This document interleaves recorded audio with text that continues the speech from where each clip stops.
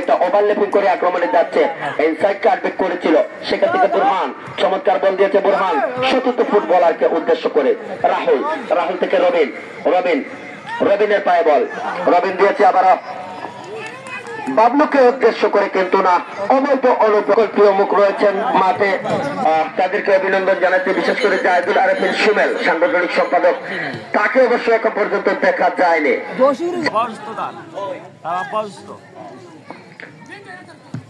আল সৌরভের উঁচু বল, আল আমিনের হেড, সেখান থেকে আবার অজদ কিন্তু বলটি ছেড়ে দিলেন তার দলীয় গোলরক্ষক জুবেলের হাতে বল। দলীয় গোলরক্ষক এখন পর্যন্ত নিশ্চিত দুটি গোল থেকে রক্ষা করেছে জুবেল।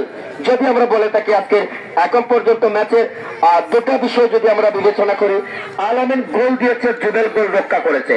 আল আমিন একটি গোল দিয়েছে, তবে জুবেল দুটি গোল নিশ্চিত গোল হজম করা থেকে তার দলকে বাঁচিয়ে দিয়েছে।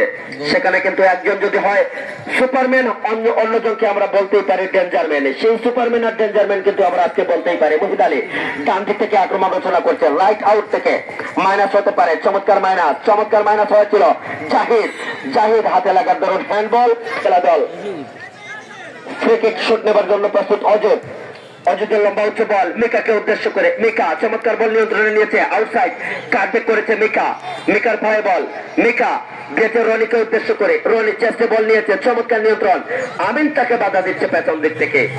সেখান থেকে আবারও রানা থেকে ফরওয়ার্ড লাইনে বল, সরাসরি গোলের সম্ভাবনা হতে পারে, গোল হতে পারত, গোলের সম্ভাবনা ছিল রনি। চমৎকার তাদের অনুকূলে জাকারিয়া থেকে জুয়েল থেকে মিকা থেকে শাকিল থেকে আবারও মিকা, চমৎকার আক্রমণ, দ্রুত গতিতে আক্রমণ, গোল হতে পারে, গোল মিকা।